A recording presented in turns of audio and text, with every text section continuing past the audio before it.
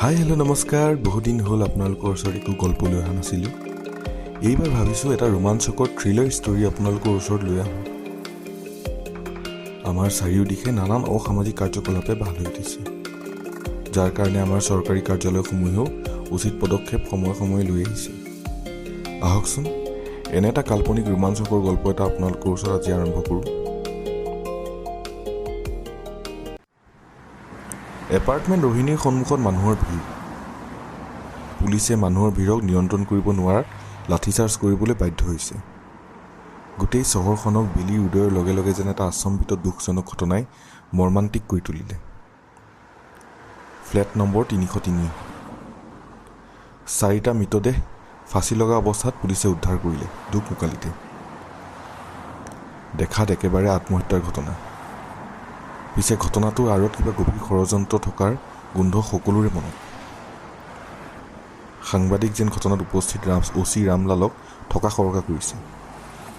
অচি ৰামলালে কৈ উঠিল, শুনক ৰাইজ, এই ঠাই চিল কৰা হৈছে।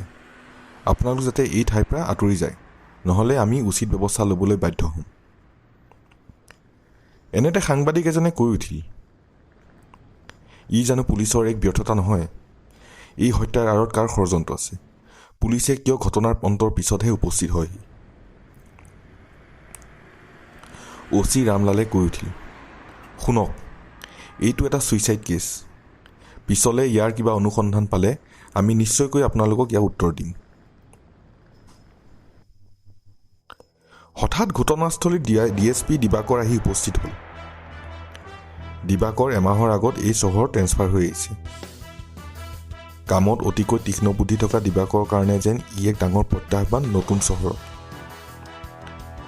দিবাকৰে ছুইচাইড হোৱা কথাটোত প্ৰৱেশ কৰিলে। হঠাৎ ৰামলাল আগুৱাই আহি সম্বোধন কৰিলে, গুড মৰ্ণিং ছাৰ, মই অচি ৰামলাল, এই ঠাইৰ অন্তৰ্গত পুলিচ চকীৰ অচি। এই কেছটো ছাৰ একেবাৰে ক্লিন এণ্ড ক্লিয়াৰ। ই এটা আত্মহত্যা ঘটনা। ইয়াক লৈ আমি চিন্তা চৰ্চা কৰি বিশেষ একো লাভ নহ'ব। ডিএছপি দিবাকৰে কৈ উঠিল, শুনক ডাঙৰীয়া, হঠাৎ আপুনি এই ঘটনাৰ শেষ মতামত দিয়াৰ কোনো নৈতিক অধিকাৰ নাই। এই ঘটনাৰ তদন্ত হ'ব। তদন্তত যি ওলায় তাৰ ওপৰতহে আমি মতামত দিয়া উচিত। দোষীয়ে উচিত শাস্তি পাবই লাগিব। ডিএছপি দিবাকৰে গোটেই ঘটনাস্থলী পুংখানুপুংখভাৱে পৰীক্ষা কৰিলে। আটাইকেইটা মৃতদেহ পষ্টমৰ্টেমৰ কাৰণে পঠোৱা হ'ল।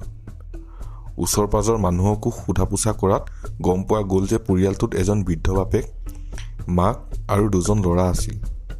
তাৰে ডাঙৰজন ল'ৰা তুলনীয়া আছিল। তাৰ নাম আছিল বিজয়। ডিএছপি দিবাকৰে গোটেই ঘটনাস্থলীত কোনো ধৰণৰ সংসূত্ৰ বিচাৰি নাপালে। সিহঁতৰ কোনো মোবাইল ফোন বা আন কোনো নথি পত্ৰও বিচাৰি নাপালে। কিন্তু গোটেই ঘটনাস্থলী ইমানেই পৰিষ্কাৰ পৰিচ্ছন্ন হৈ আছিল যে তাত কিবা হত্যা নতুবা কিবা দুৰ্ঘটনা ঘটিছে তাক বিশ্বাস কৰাটো অতিকৈ কঠিন।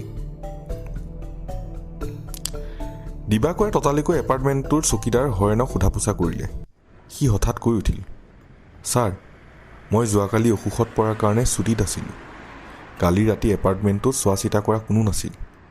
মই এই কথা মালিকসকলকো জনাইছিলোঁ।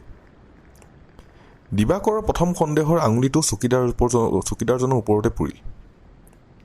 দিবাকৰে কৈ উঠিল, শুন, কালি কি হৈছিল সঁচাকৈ ক, নহ'লে তই বহুত ডাঙৰ বিপদত পৰিবি। চকীদাৰজনে কান্দি কান্দি কৈ উঠিল, ছাৰ, মই একো নাজানো। মই এই ঘটনাৰ লগত কিঞ্চিত মানুহ জড়িত নহয়। মোক বচাওক ছাৰ, মই নিৰ্দোষী। দিবাকৰে ততালিকৈ চকীদাৰজনক ন্যায়িক দিনমান ল'লে সোধা পোছাৰ কাৰণে। ওচৰৰ চুবুৰীয়াৰ লগত কথা পাতি দিবাকৰে গম পালে যে তুলনীয়া পুত্ৰ বিজয়ৰ মাক দেউতাকৰ লগত সম্পৰ্ক ভাল নাছিল।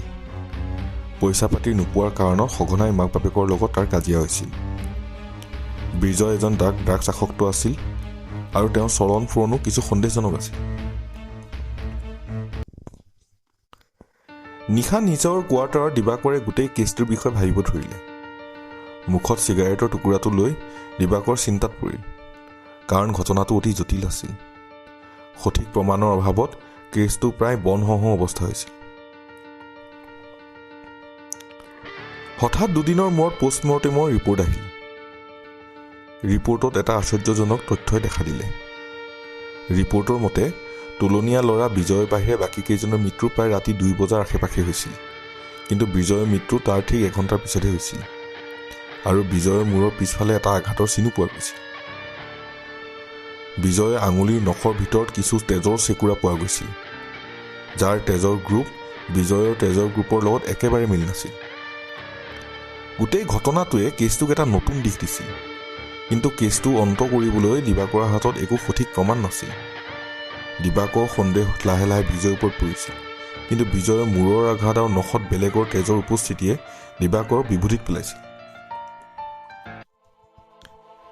দিবাকৰে ততালিকৈ থিৰাং কৰিলে ঘটনাস্থলীৰ ঘৰটো আকৌ এবাৰ চকু ফুৰাবলৈ। কিজানি কিবা সিহঁতৰ চকুৰ পৰা সাৰি গৈছে। কথামতেই দিবাকৰে নিজৰ টীমৰ সৈতে ৰোহিণী এপাৰ্টমেণ্টত উপস্থিত হ'ল।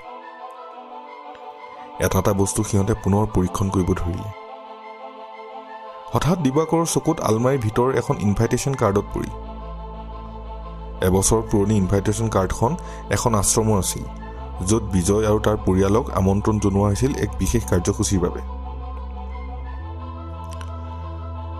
দিবাকৰে মনতে ভাবিলে এই কেছটোৰ লগত নিশ্চয় এই আশ্ৰমৰ সম্পৰ্ক আছে। দিবাকৰে ততালৈকৈ গুৰু চাহেবৰ আশ্ৰমত যোৱাৰ পৰিকল্পনা কৰিলে। কথামতেই পিছদিনা পুৱাই দিবাকৰ নিজৰ টীমৰ লগত গুৰু চাহেব আশ্ৰমত উপস্থিত হ'ল আৰু সোধা পোছাৰ কাৰণে আশ্ৰমৰ বিষয়াবৰ্গক বিচাৰিব ধৰিলে।